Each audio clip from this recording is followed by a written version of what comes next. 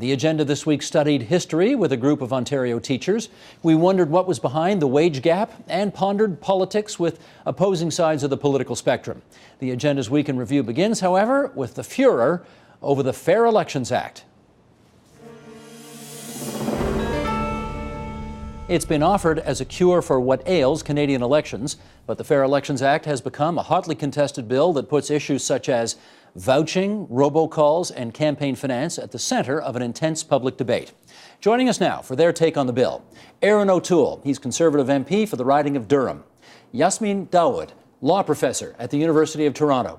And Andrew Coyne, columnist with Post Media. And we are happy to welcome you back, and you here for the first time, I think. Thank you. Pleasure to have you here. Okay, I want to start in the same place for this discussion as I did with the minister, which is namely, when you bring a bill in, it's usually designed to solve a problem. Does this bill, Andrew, you first, solve the problems that the government purports to put forward? It's not entirely clear what they think the problems are. There was a perception after the 2011 election that we had a problem with irregularities, the Etobicoke Centre riding, for example, and we also had these things in the air about robocalls. When you look at what actually is in the bill, there's so much that's not addressed to any of that wasn't called for by anybody who'd looked into that, i.e. Harry Neufeld, the fellow who wrote the report on the 2000 election problems. And instead, you get into things like raising the limits on campaign contributions, which nobody was really calling for, or trimming the wings of Elections Canada to investigate irregularities when Elections Canada was asking for more powers to do that. And you just sort of come out and say, well, then the problems apparently were there's not enough money in politics and Elections Canada is too powerful an investigator, which I think people would have a lot of problem identifying as real problems in our system. So would the colloquial conclusion be they've kind of got this ass backwards? Well, yeah. I mean, they didn't really consult anybody to begin with. To the extent that people were making recommendations, they seem to have either ignored them or gone in the opposite direction. They've had all kinds of criticism since then from informed people that they seem to be just waving off. It's hard to know who was calling for any of the proposals that they put into this. It seems to have just been basically cooked up in the Prime Minister's office. Professor Dawood, as you look at this, what problems that are out there related to elections does this bill help to solve? I actually don't think it solves any problems that are currently a problem in elections. So, for example, the Commissioner had asked for the power to compel witness testimony a number of times. Elections Canada has repeatedly asked for to require political parties to provide election receipts for all their expenses. Neither of those two powers have been granted to Elections Canada or to the Commissioner. This makes it almost impossible for the Commissioner to do his job in terms of rooting out electoral fraud. So it's really a puzzle as to what the bill is hoping to achieve in terms of making elections more fair, without having Elections Canada as an independent agency that, and additionally, has the power to hire specialized staff. Now the bill says that they have to get Treasury Board approval. So in all kinds of ways, we're seeing Elections Canada hampered. There's a gag order on the Chief Electoral Officer and the Commissioner. Again, why a gag order? I mean, isn't it important for Elections Canada to be able to speak to Canadians about the right to vote and also about any problems that come up in the electoral process? So I would agree that the bill does not address any real problems, and in fact makes it much more difficult to have fair elections. Okay, Erin, the two interviews we've done already, these two comments we've heard here, whatever the merits of the bill, for the last 6 months, your government has tried to sell the merits of it, so far seemingly without success. The polls are 50-50 on it, basically, and I guess a lot of people are still wondering, the problems you are trying to solve don't seem to be solved by this bill. What's your reaction? Well, Steve, I think, we've heard some of my colleagues tonight suggest it came from certain places, the Prime Minister's office, that sort of thing. We live in a great parliamentary democracy that runs very well, so you have to really have followed these issues very closely to see where this came from. And it did indeed come from the 2011 election, case that went to the Supreme Court of Canada that identified irregularities that Andrew talked about, but also problems with the administration of our elections. That case, the Etobicoke Centre case, went to the Supreme Court of Canada. We should just remind everybody, that was a really hard-fought, very close 26 vote margin of There were victory. issues raised with registration. There was issues raised with vouching. There was issues raised with the training of these people that sometimes work for a couple of days a year. And the Conservative won by 26 votes, and ultimately the Supreme Court upheld that That's right. verdict. The lower court in Ontario reversed the election, which is quite unusual. and it shows that these votes count. Every vote counts. Most elections will have anywhere between 5 and 15 ridings decided by 500 votes. And Mr. Neufeld said there's 500 votes error in each riding. So there was a Supreme Court case. Elections Canada took that and asked Mr. Neufeld to do a report. He did an audit that audited 1,000 polls, as well as 50 polls for my by-election, which is when I started following this closely. I knew Ted Opitz from Etobicoke Centre. I followed the audit process. And Mr. Neufeld's report, if you read pages 23 to 27, said our system's antiquated, needs reform. Now, you may disagree with some of the elements of reform, like taking on vouching, like some other improvements, but this did not come out of thin air. This came out of the need to reform our electoral system. And that doesn't even address the robocalls issues, which did dominate media over the last few years. There were issues all parties have had with automated calls. This and so does deal with robocalls, and lots. Everybody hates so robocalls. That's where it comes from. So no, we get that. There doesn't seem to be too much disagreement on the fact that getting robocalls, misleading robocalls out of politics would be a good thing. Having said that, we have heard significant and numerous testimony that vouching will disenfranchise people. Do you not see that? Absolutely not, Stephen. It's important to look at why. You know, vouching, there was 120,000 vouchers in the last election, according to the audit, which is statistically significant. There were 95,000 errors. So some cases had more than one error, but Mr. Neufeld said there was 46% of those 120,000 had serious enough errors to call into question the votes. So he also said, I think at page 27 of his report, that it will be a very difficult task for the government to fix the concept of vouching with the way our elections run, with people that work for one day, with the fact that, you have to check certain measures. People can only vouch for someone else once. It was a very complicated process. Only people that have no forms of ID whatsoever would be disenfranchised. The audit did not say these 120,000 people had no identification, nor did his audit say they were primarily students or other disenfranchised groups. All right, let me get the politics of this with Andrew Coyne. We've heard the allegation from Craig Scott that the vouching has become a big deal because the Conservatives are using that as a kind of a wedge issue to say, see, I mean, you got to have one piece of ID, surely, 1 out of 39. Never mind all this other stuff we're doing, just focus on the vouching. To that extent, if that's true, it's kind of worked, hasn't it? It's worked to the extent that people have focused on that, and it's one of those things where, if you're not particularly familiar with the details of the debate, and I'll give you an example of that, me, earlier on in this debate. You can find a video clip online of me saying, I don't have really a problem with banning vouching. That seems like a sensible thing, because I didn't really fully informed at that point. When you delve into it and you say, okay, what's the problem we're trying to solve here? Is voter fraud actually a problem? No, it is not. Is it easy for people to get the requisite ID? In some cases, no, it is not. Should we take seriously the fact that people might actually be disenfranchised as a result of this? I mean, people say, well, you have to, we heard the minister say, you have to have ID to buy a beer. Yeah, buying a beer is a little bit different than voting. And voting is one of those moments when people who are on the absolute far margins of society, people who don't have a lot of education, who don't have a TV show to go on, where they actually get listened to, people who are absolutely penniless or what have you, they all get a say. We should take that deadly seriously. And if there's no problem of voter fraud, on the other hand, a real danger that people are going to be disenfranchised as a result of this, we should take that very seriously. So I think it's unfortunate that it's become it's a good hot button issue for them, because they say, well, why shouldn't you have ID? Let me put it clearly. I'm in favor of requiring ID as of the 2007 law that was brought in by the Conservative Party. You are required to have ID, except we have a fail-safe for people for whom that would be a problem. Why that was sensible policy in 2007 and is no longer sensible policy in 2014 has not been well explained.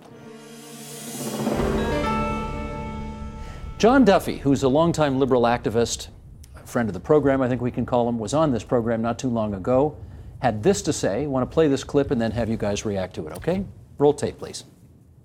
Increasingly, we are in a world where, I think Perez was right, politics is taking a back seat to the development of science and technology and shaping our destiny.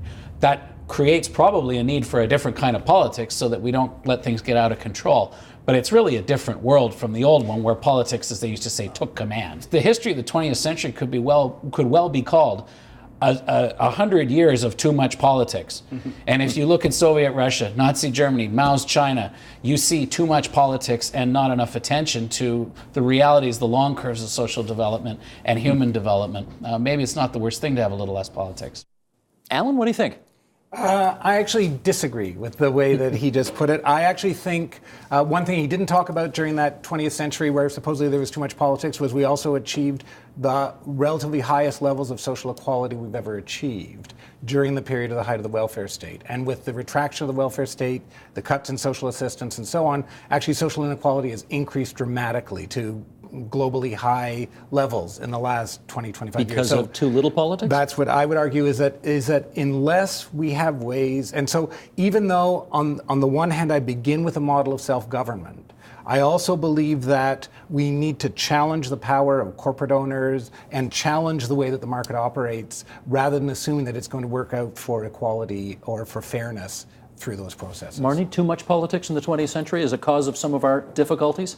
Yeah, I think that's accurate. And it was interesting that John Duffy's conclusion was, well, we might need to change politics so things don't get out of control. I think we might need to change politics so we don't get in the way of that science and technology he's talking about. We do have some really exciting developments, and we have exciting things that are happening, but that may not happen to the full extent if politics gets in the way, or if we continue on the track that we're going, which is for government to take more and more control. I think that if we actually let this stuff flourish on its own, we're going to be in better shape. Like what?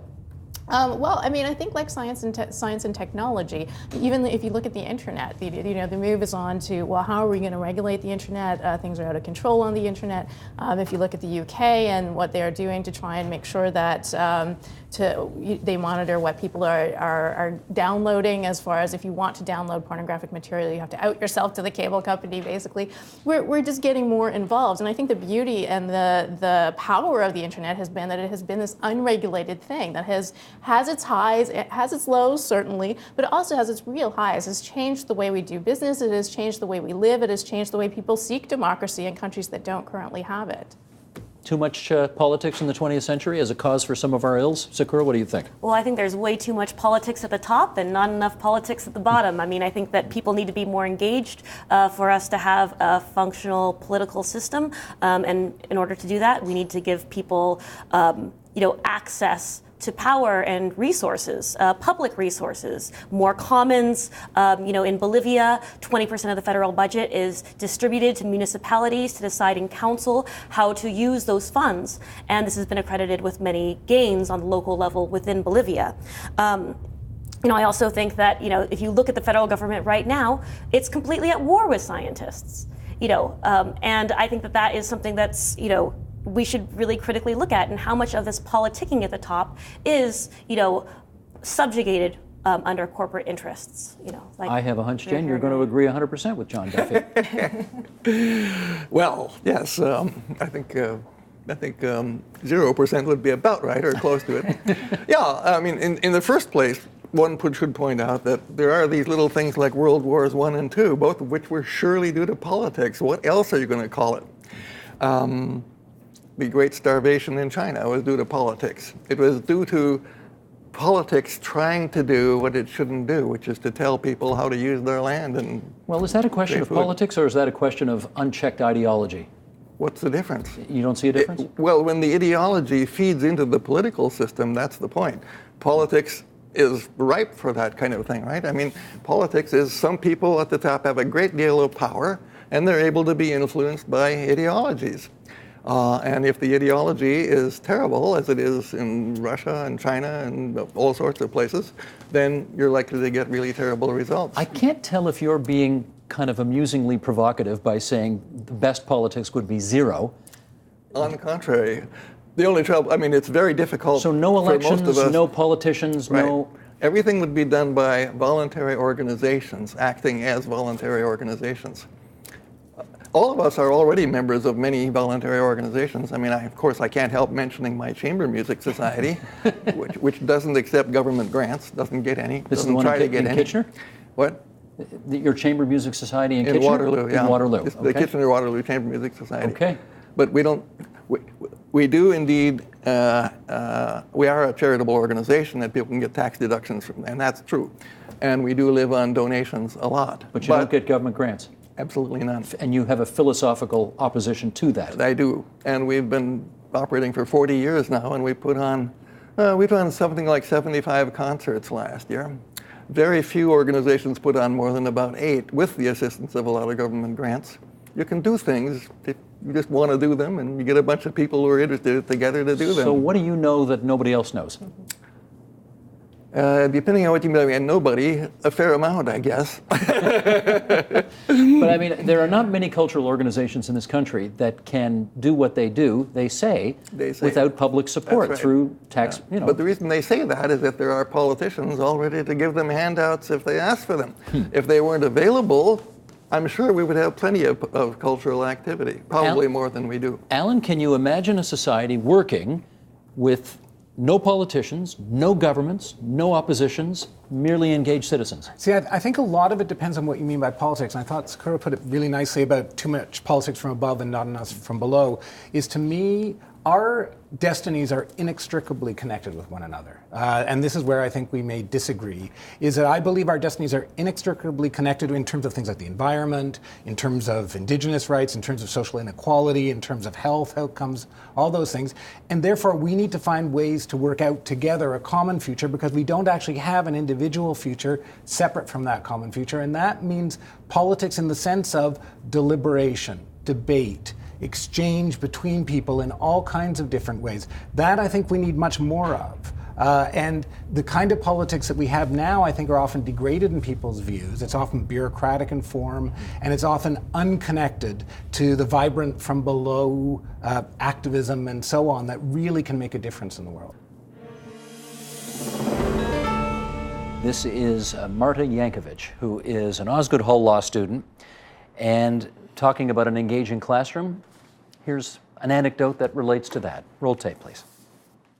If I think about my high school class, which was, I guess it was called Canada in the 20th century, something to that effect, it was really more about Europe in a way. It was about the First World War, the Second World War, the Holocaust, the Cold War, Prohibition and the Depression and the Industrial Revolution at the turn of the century, and Canada's involvement in those wars, rather. But if we think about all the other major events that were happening during the 20th century in other parts of the world that our youth never had a chance to experience or know about, Latin America, the revolutions from the military regimes, Africa was going through decolonization and independence movements. The Middle East was completely drawn up in the 20th century.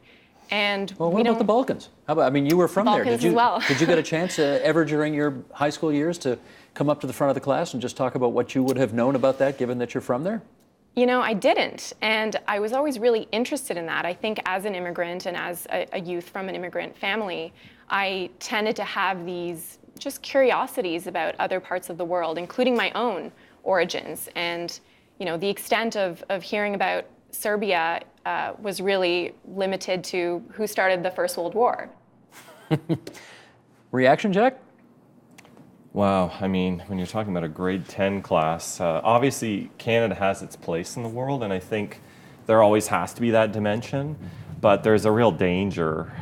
We were talking earlier about teacher qualifications. The thing I've struggled with, and I've been teaching over 20 years, and I've had a lot of student teachers, is the biggest thing I struggle with is I've had a few who have absolutely no background whatsoever in Canadian history.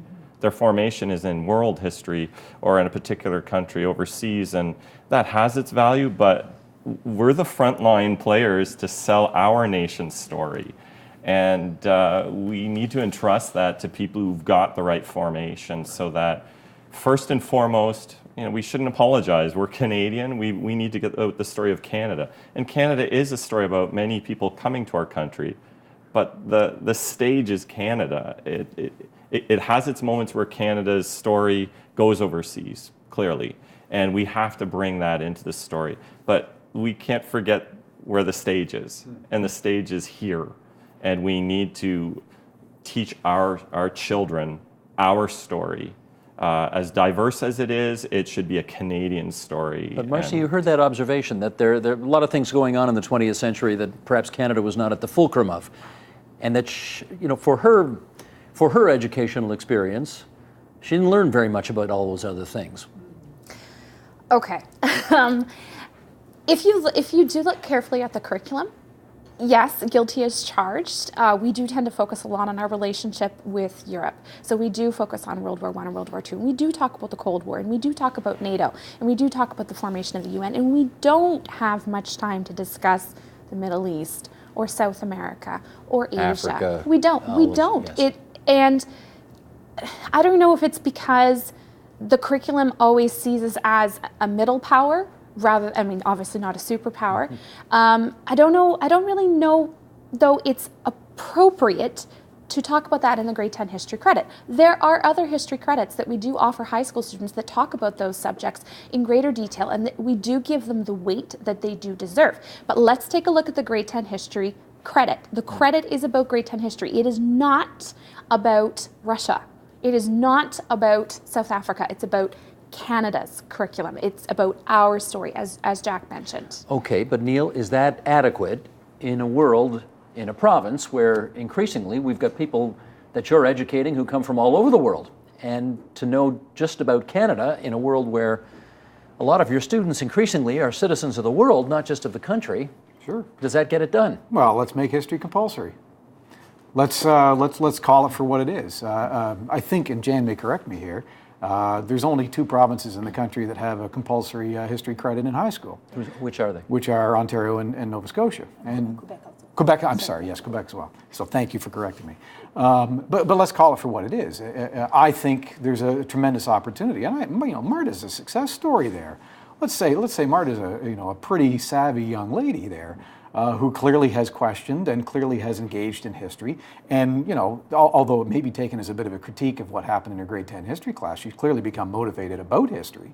So, okay, I would say whoever her teacher was, job well done. But let's make the argument that history needs to be a little broader in the curriculum. Let's make the argument that liberal arts have been under assault for the last few years by a math-science bias in our schools, and wherever that comes from. We can talk for another hour about where that comes from. But let's say that I think she's making a pretty provocative argument that we should have more history in the high school where those things can be pursued. And that every high school, if it has a pathway for math and science, should have a pathway for history. And that students should be pursuing a history pathway right through to graduation. And we're going to have better informed students and better informed Canadians if we have that. Jan? Can I jump in? Yeah, please, Jan. Actually, I think some of these issues are already being addressed. We have a civics course where we talk about world issues and the idea of global citizenship, and it is a chance for students in grade 10 to look at their citizenship as something more than Canadian specific. It's for us to be aware of what's going on in the rest of the world. So I think there is still that dynamic that allows for these other areas not to be neglected, but actually to shine a light on them and look at our relationship with them and what's wrong with that relationship and what's right with that relationship, so that we get a bit of a sense of where we're going, so that when we do release them on the world as citizens, they will engage more because they've at least had some exposure. Marcy? Okay, so you're absolutely right, Jack. Civics is the perfect opportunity to do that. And civics is a compulsory credit. It's a half credit that every kid must finish by the time they finish grade 12. However, what frustrates, we talked earlier about qualifications. Talk about a place principals like to toss people. Oh, you have a citizenship. You get to teach civics. Congratulations. And again, for a teacher who maybe did a degree in poli-sci or in economics or in history, they just toss the civics classes to whomever is a warm body and put them in front of there. That's a wasted opportunity for us to speak to kids, to talk about what it means to be a citizen in Canada, what it means to be a global citizen. And again, it's one that is assumed that anyone can teach it. And it's a wasted opportunity because so many kids come out of civics class and they say, I think I want to take grade 11 law, or grade 12 law, or I want to take politics, and I want to take grade 12 economics because of the things I learned in civics class. If you don't have an engaged civics teacher, you are losing your clients. Literally, they're walking out the door. And they're not only walking out of the door of taking classes in Canadian World Studies, they're walking out of the door of what it means to be an informed, engaged citizen. They begin to believe that politics is a no-win situation, that they never have an opportunity to have a say in what happens in their community. So I would say grade 10 history and grade 10 civics needs to belong to the history teachers or the poli-sci teachers or the economics teachers. As opposed to being a repository of whoever's available. Well, we have a space for you. No, that's enough of that. We do have a bit of a list here. This was compiled by Georgetown University's Center on Education and the Workforce. And it separated the jobs that pay the most and the jobs that pay the least and who tends to be in those jobs. So Sheldon, let's bring this up now if we can. The petroleum engineering industry, 87% male. Pharmacy, pharmaceutical sciences administration, actually a little more than half female. But math and computer science, 2/3 male. Aerospace engineering, 88% male. Chemical engineering, 72% male. These are the places where you can make the most money, and as we see, they are overwhelmingly dominated by men. On the flip side, let's look at the least remunerative majors, as we call them that. Counseling psychology, almost 3/4 female. Early childhood education, look at that, 97% occupied by women.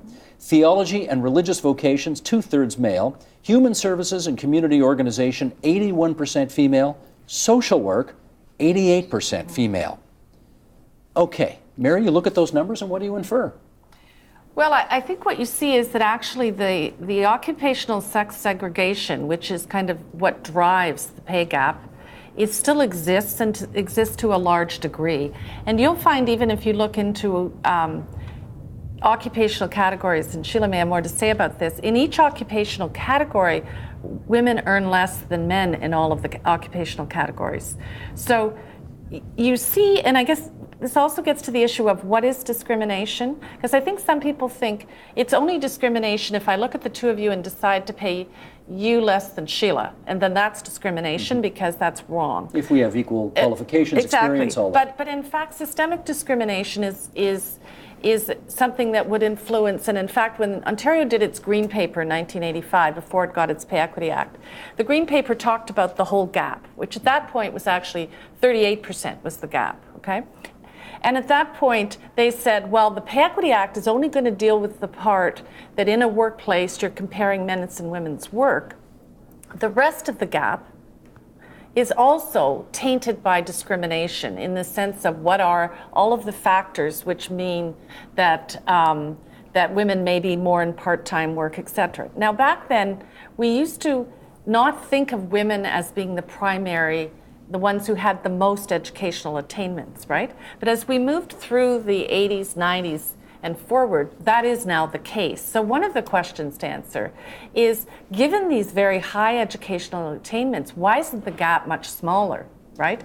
Let me follow up on Ed with that. Ed, that list that we gave out there was something that you were referring to earlier, and I wonder whether I can get you to comment on this. Is part of the problem, or part of the explanation for the wage gap, that women just aren't going into the fields that tend to pay more? Yeah, I mean, there were a few issues that were raised here. One of it is I keep hearing the term discrimination. Now, in terms of addressing discrimination, you can simply look at public policy, things like, pay equity legislation. But nobody so that's on the demand side, the employer side. Nobody actually look at the supply side, the women themselves who are entering into the workforce. So there are a lot of factors that contribute to why women make less. One of it is, the theory of individual differences. Women have, lower self-efficacy. But the other thing is the socialization itself. Now, despite the fact that women are entering universities in large numbers, in our survey of this potential or the workforce that's coming into the economy, onto the labor market, we asked them what kind of work values do they prefer. Women inevitably prefer beta careers. I'll explain that in a second. Men, on the other hand, prefer alpha careers. Alpha careers simply refer to they look for financial gains, they look for career advancement, and work centrality is a big part of their identity.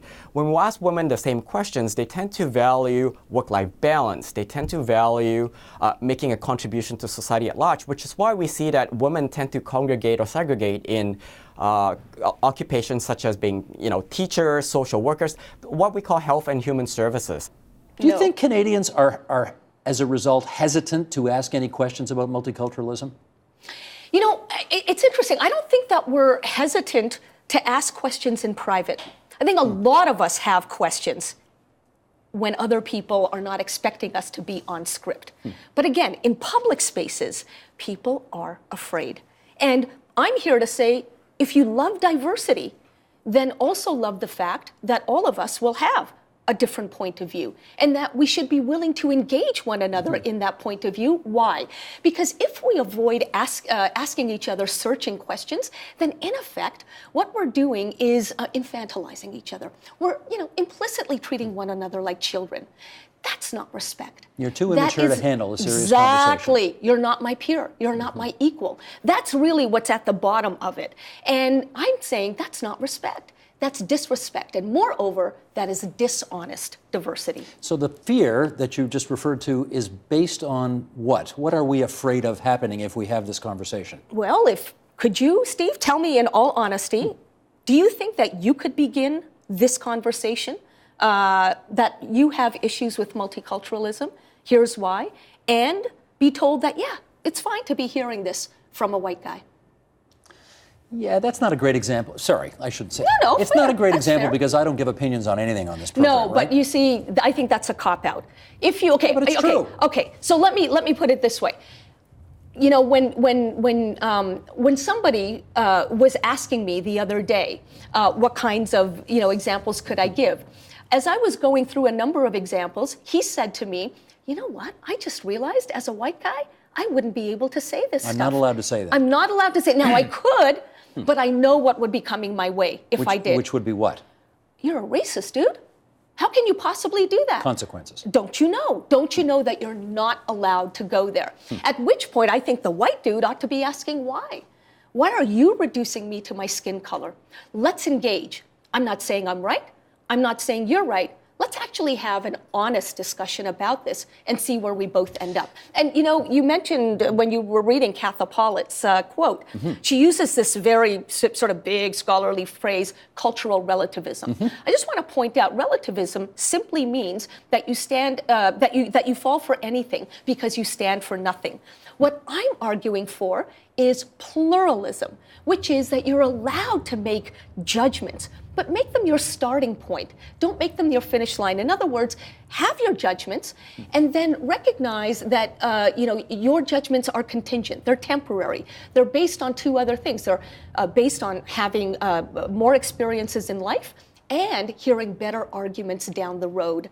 And therefore, you can change your mind. But if you come to the table with no opinions, then actually you're being dishonest, not just to other people, but also to yourself. And that is The Agenda's Week in Review. You can see all of those programs in their entirety. They're on our website at theagenda.tvo.org, on our iTunes channel, and on our YouTube channel, which is youtube.com/theagenda. Support Ontario's public television. Donate at tvo.org.